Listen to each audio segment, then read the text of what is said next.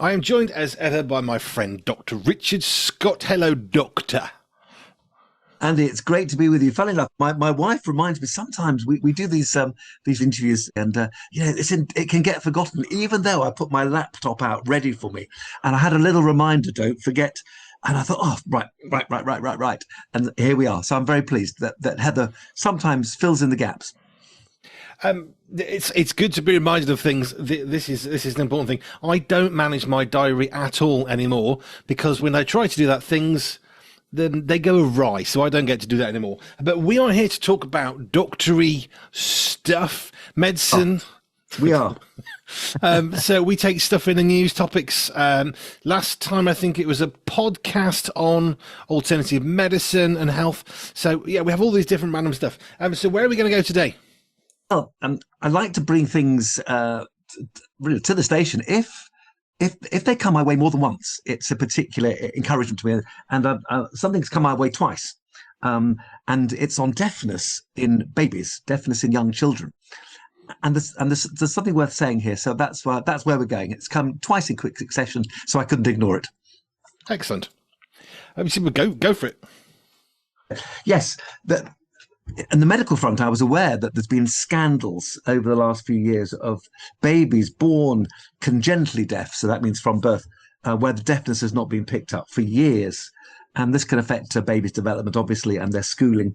And now there's been a big push with very early testing. Do you know the old GP way of doing it? You know, you get a mother with a baby and, hello, you all right? And you just try to see if there's any sort of reaction. Very, very, very, very simple. It's a lot better these days. We're not looking for babies to respond in that way. But this has become a big issue because one of my grandchildren's favourite cartoons on TV is Peppa Pig.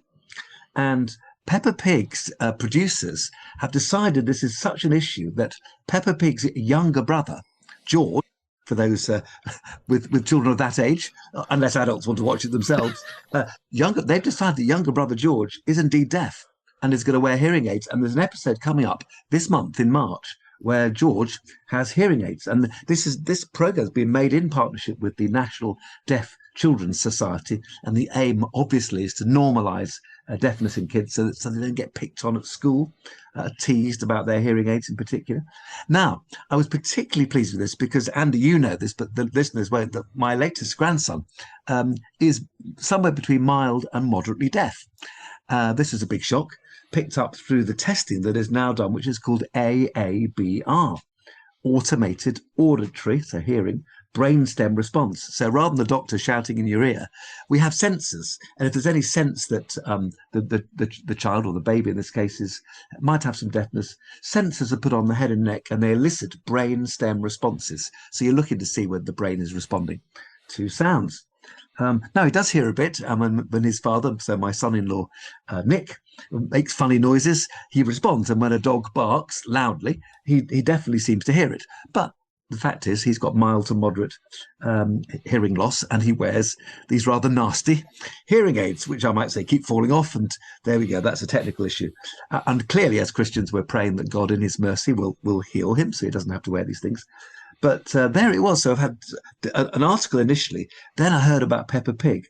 And I wasn't even then going to bring it to the station, Andy, until there was another lovely article in the paper, in the Times last Saturday, entitled rather beautifully, "Our daughter's deafness is part of who she is, dash, there's nothing to fix."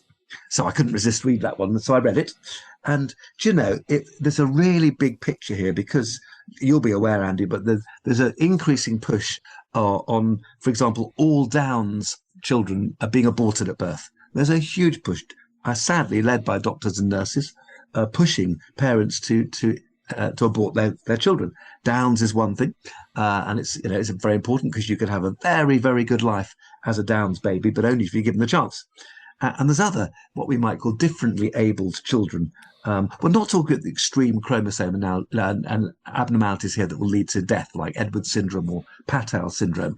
To be honest, that's very sadly not going to result in a baby that's going to do well in life and will very soon die. But Downs is different. And of course, deafness is also a disability or a different ability, but you can have a very good life to the extent, and this really came home to me in my practice as a GP, One of our doctors, Lydia, is very deaf, found soon after birth. And if you speak softly behind her back, she won't hear you.